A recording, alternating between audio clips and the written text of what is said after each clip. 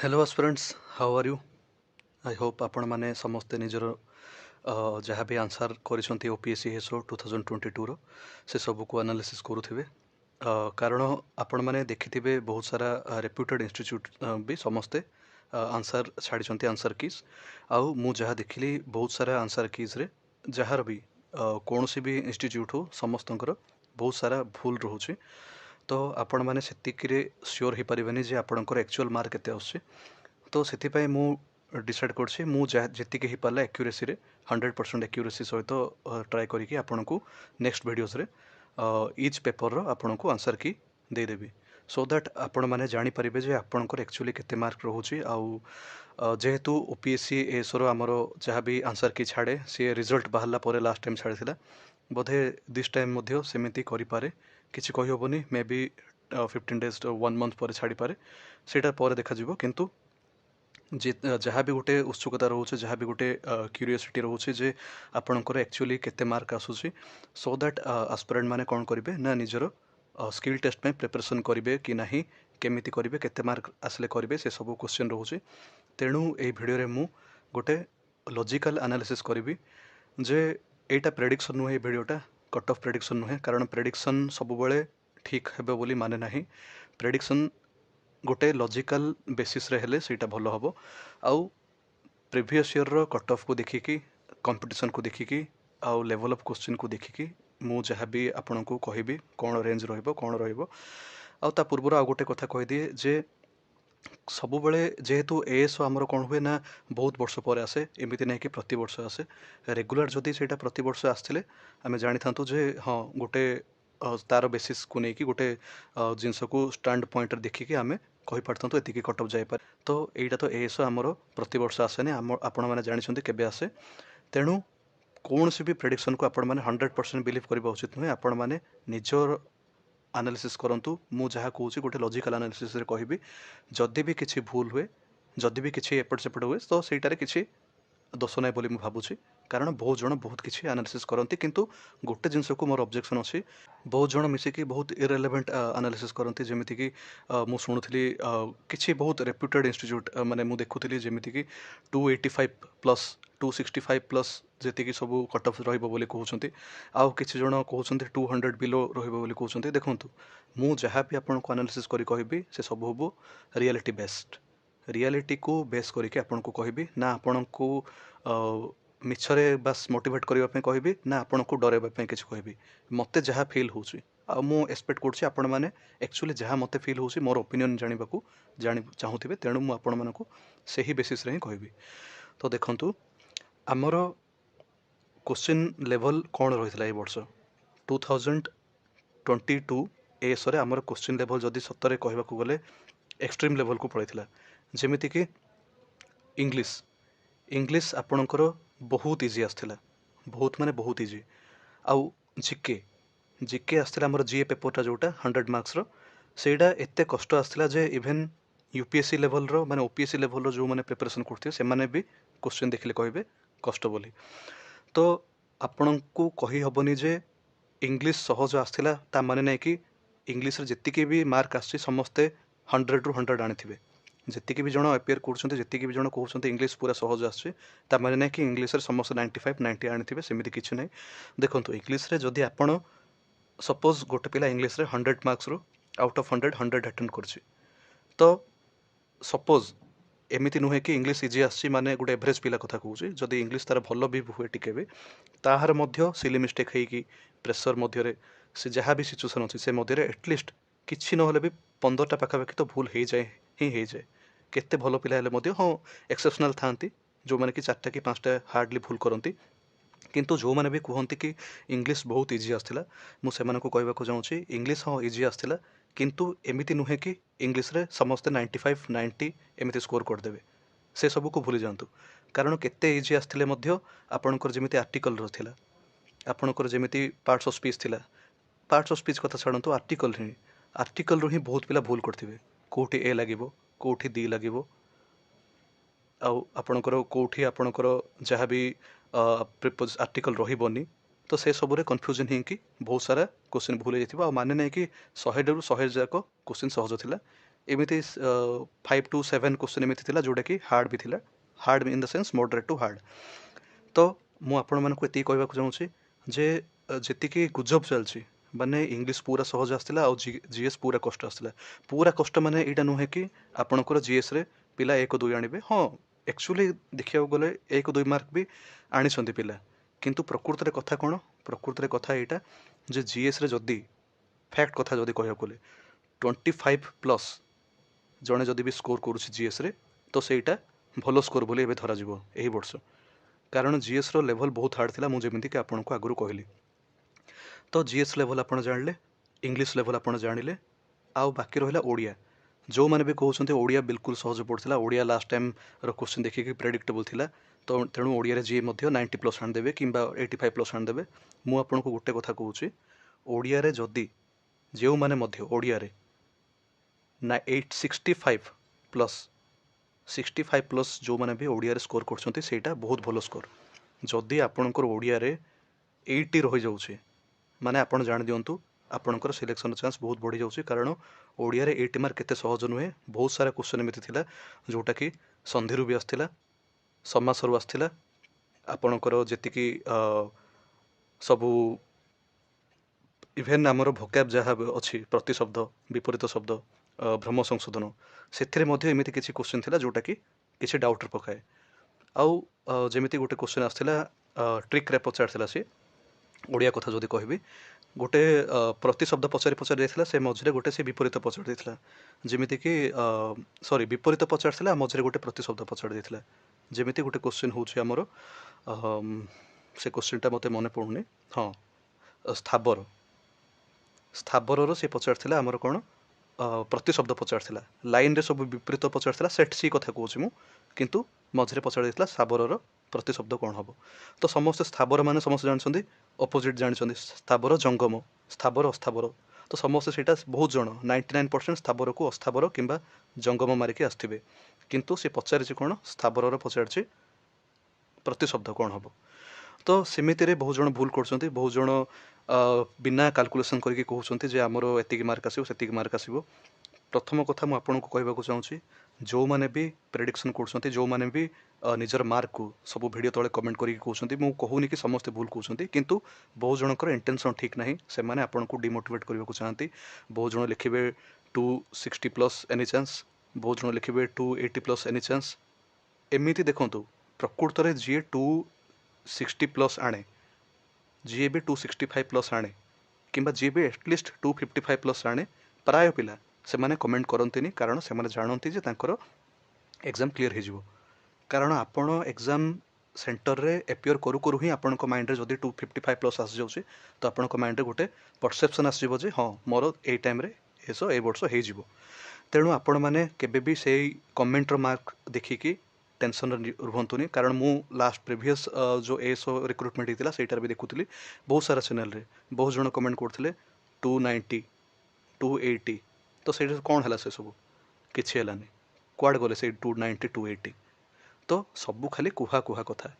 आउ आपण मैंने कुहा कथार बिलीव करंतुनी। कारण जदि कुहा कथा बिलीव करेंगे, सब आगुरी कहते किसी यूट्यूब चैनल हो मुझे जहाँ भी शुणी इभेन पिला माने कहते यही वर्ष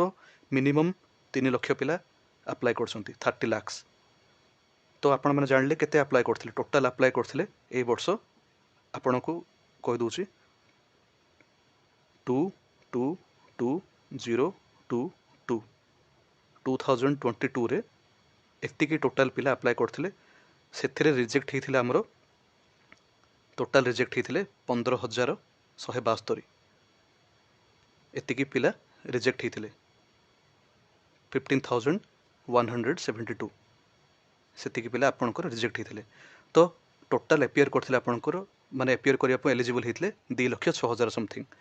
सेथिरु भी प्राय 20,000 खंडे देई नथिबे एग्जाम। तो आपणकर 1,80,000 पाखापाखि पिला एग्जाम एपियर करथिबे। सेटा को धरिकी चलंतु। आउ कंपटीशन सब बेले 180 नै कंपटीशन प्रकृत रे एसरे मु आगुरु आपनको कहउथिले जे 5,000 पिला पढ़थिबे कि 10,000 पढ़थिबे। प्रकृत रे जदि आज कहबी competition is always among 1,000 aspirants जो माने प्रकृत रे सीरियस हेकी पाठ पढ़ुछंती। किंतु ए वर्षर क्वेश्चन लेवल को जदि देखिबा कंपटीशन से 1000 पिलांको मध्य नुहे हार्ड वर्क ऊपर डिपेंड करनी एबे सेतिकी से क्वेश्चन लेवल को देखिले ए क्वेश्चन लेवल को देखिले कंपटीशन रहिबो 3000 पिलांको मध्य रे मिनिमम 3000 टू 4000 सभिंको रो आशा थिबो जे सेमानकर एसो हेई पारे क्वेश्चन लेवल ए वर्ष एमिति थिला सभिंको लागे जे को सेमानकर एसो क्लियर हेई पारिबो समस्ते गोटे बॉर्डर लाइन रे थिला भली लागे तो जेहेतु प्रेडिक्शन तो करहबनी केते आसीबो कोन हबो तथापि आमे गोटे लॉजिकल एनालिसिस जदी करबा तो एही वर्षर क्वेश्चन रो जदी आमे टफनेस को देखिबा तो इंग्लिश और जीएस परस्पर को कैंसिल कर दियंती इंग्लिश रो जहा भी लेवल थिला और जीएस रो जहा भी लेवल थिला से दुईटा परस्पर को कैंसिल कर दियंती माने गोटे जदी प्लस रे जाउची तो आ गोटे माइनस रे जाउची तो सेमिति रे जदी परस्पर को कैंसिल कर देले तो सेटा गोटे बैलेंस्ड हे गला आ मु जदी कहबी मैथ आउ रीजनिंग कथा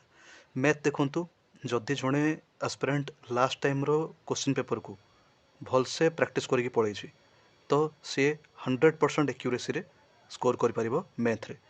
कारण मैथ रे चारटा क्वेश्चन एमिति अछि जोटा कि भूल अछि आउट ऑफ 50 रु माने 46 क्वेश्चन अछि जोटा कि आपण अटेम्प्ट करि पारथिबे ठीक से आंसर आनिथिबे आउ सेथिरु मध्य जदि जड़े प्रीवियस ईयर क्वेश्चन ठीक से पढ़ी जाइछि तो मिनिमम 42 रु 44 क्वेश्चन तो मिनिमम ठीक करी ही देथिबे आउ बाकी रहिला रीजनिंग कथा रीजनिंग एज यूजुअल सत कहबाकू गले लास्ट ईयर भली ही हार्ड रहिथिला कारण लास्ट ईयर भी रीजनिंग रो लेवल टिके हार्ड थिला आउ मु कहबी एही वर्ष भी रीजनिंग लेवल ताठू टिके हार्ड थिला भली जहा लागुची तो मैथ रीजनिंग भी मु कहबी लास्ट ईयर भली ही तार लेवल रहिथिला जदि भी मैथ रो रिपीटिंग क्वेश्चन आसथिला पूरा पैटर्न सेम रहिथिला तथापि जो माने रीजनिंग रो स्टार्ट करछंती से माने निश्चित भावे फसी जाइथिबे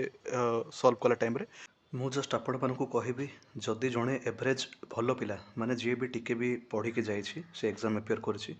लास्ट ईयर माने 2000 हमर 2029 सॉरी 2019 आउ 2022 जदि ए दुई वर्षर आमे परफॉर्मेंस को कंपेयर करिबा तो जणे पढ़ी के जाइथिबा पिला एवरेज भी गोटे भलो पिला सी ओडिया रे लास्ट टाइम जेहेतु किसी भी प्रेडिक्टेबल नथिला तो ओडिया रे जदि लास्ट टाइम सी 55 स्कोर करथिला तो एथर ओडिया रे से स्कोर करबा चांस अछि 65 सेमिति जदि इंग्लिश को देखिबा इंग्लिश रे लास्ट टाइम जदि सी गोटे पिला स्कोर करे 55 रु 60 जदि स्कोर करे तो एथर से निहाती भाबे 80 स्कोर करदेव 80 रु 85 तापरे जदि देखिबा हमें मैथ रीजनिंग रे लास्ट ईयर रे जदि जड़े स्कोर करे 65 रु 70 दिस टाइम मध्य से ही 65 रु 70 स्कोर कला भली लगे कारण टाइम इश्यू रुहे प्रति ओडिया हो इंग्लिश हो मैथ रीजनिंग हो तीनटा जाक सब्जेक्ट रे हमरो टाइम मैनेजमेंट रो इश्यू रुहे खास करके मैथ रीजनिंग रे तेणु मैथ रीजनिंग रे मु से ही समान परफॉर्मेंस ही कंसीडर करी तापर रहिला हमरो जीएस पेपर रे जदि लास्ट टाइम जने 60 स्कोर करे 55 रु 60 जदि भी स्कोर करे तेबे दिस टाइम 25 रु 30 एतिकी स्कोर करि परिबो तो आपण माने डिफरेंस देखि पड़थिबे डिफरेंस दिस ईयर रे ओडिया पई +10 हैला इंग्लिश पई +20 नियंतु मैथ रीजनिंग पई सेम रहिला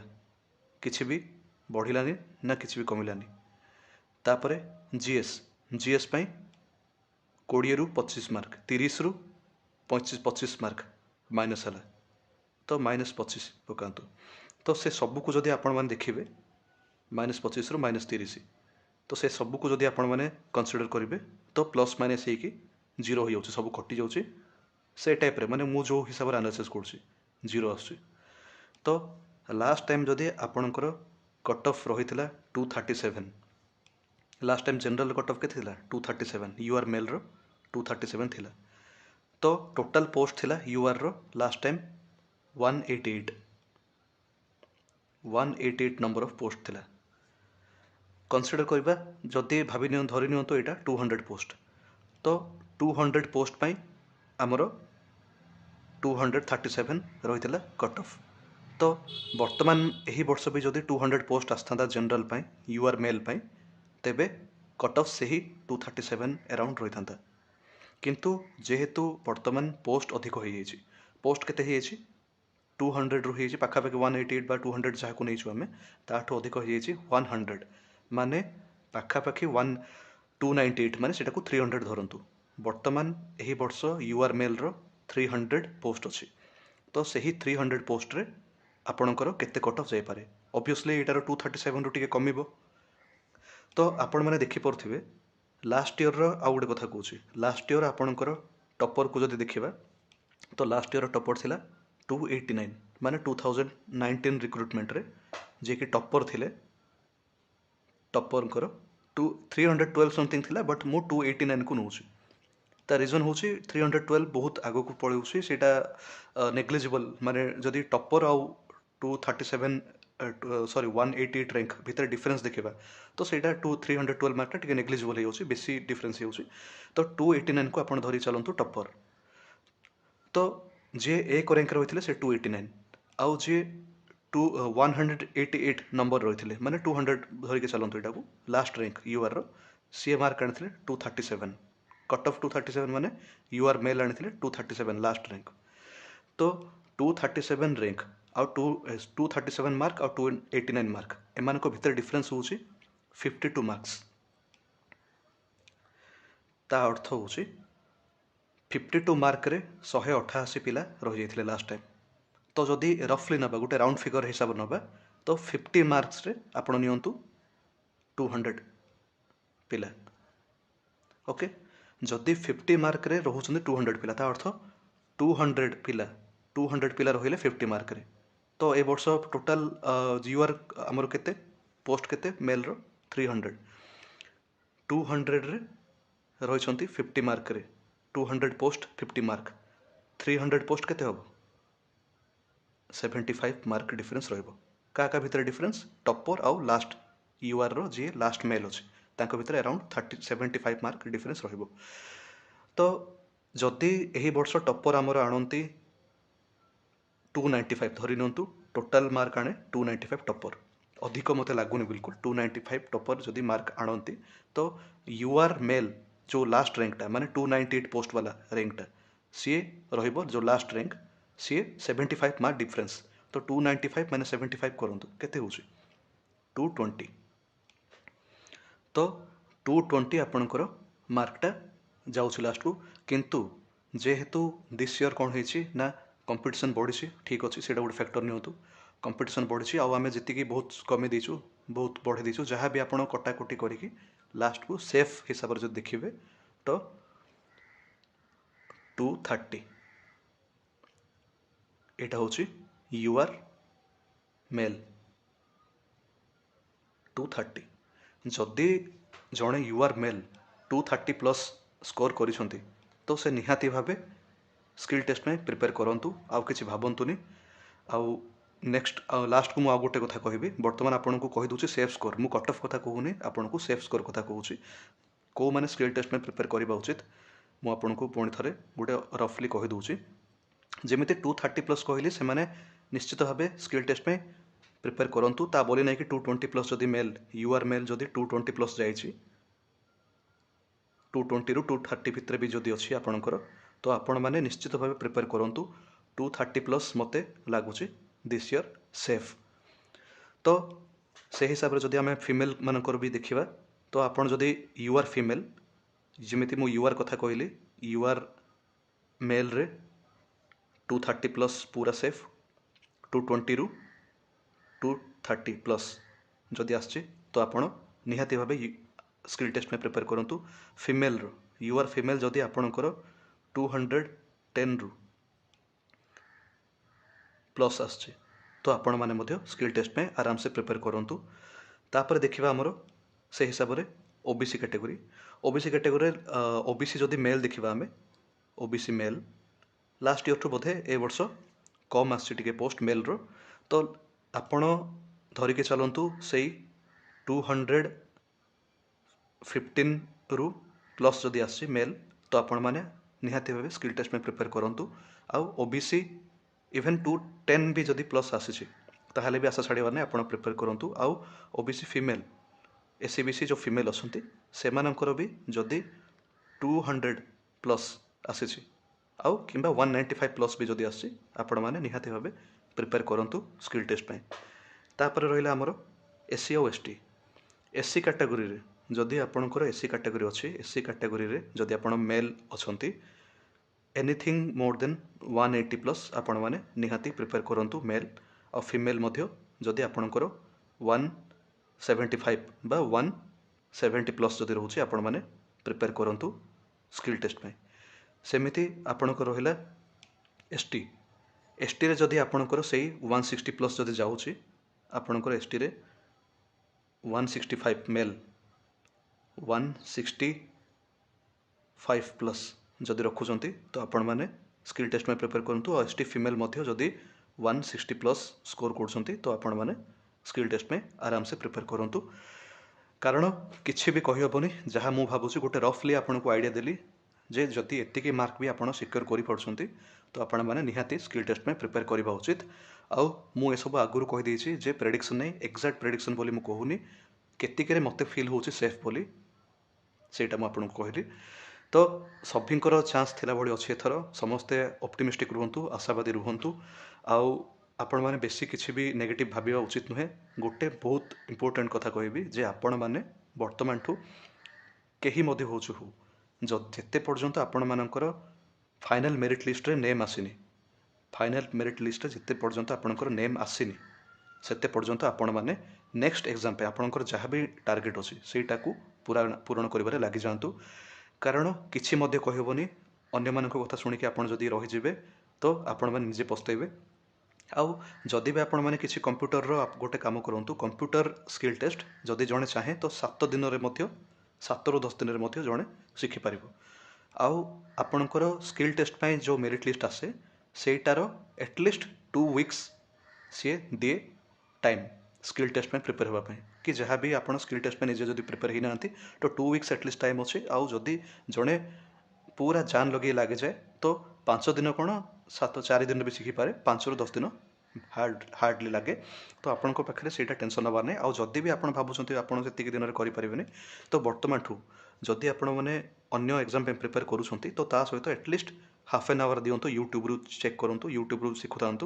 हाफ एन आवर आप निजक टाइम देकी 30 मिनट बस टाइम देकी ये जो 2 मास अच्छी आहरी बहुत टाइम अच्छी 2 मास पर रिजल्ट आसबार अच्छी मुझे जहाँ भावुँ तो आपण मैंने निजर प्रिपरेशन को स्ट्रंग करूँ कारण जदि कंप्यूटर नॉलेज भी केबे भी बेकार जीवनी आपण मैंने गेन ही करेंगे तो मोर पुणी थे सजेसन रही भी आपन को कही मार्क सेतिकी जदि रेंज रे आपन को आसूची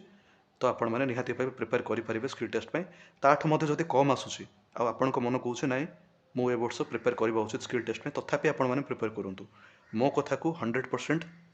बेदरगार बोली भाबंतुनी कारण कट ऑफ क्षेत्र में भगवान मते भूली पारंती जहाँ मते फील होउची तेणु मु आपण को बस गोटे सेफ स्कोर कहली जे आपण माने एतिकी जदि मार्क ऊपर आछे तो बिंदास प्रिपेयर करि परिबे स्किल टेस्ट में तथापि ताठ जदि कमुची तो सेटा आपण निजर विवेक को पचारिकी प्रिपेयर करंतु आ मो हिसाब रे जे मध्य 200 प्लस आणुचंती से माने निहाती भाबे प्रिपेयर करबा उचित स्किल टेस्ट पे कारण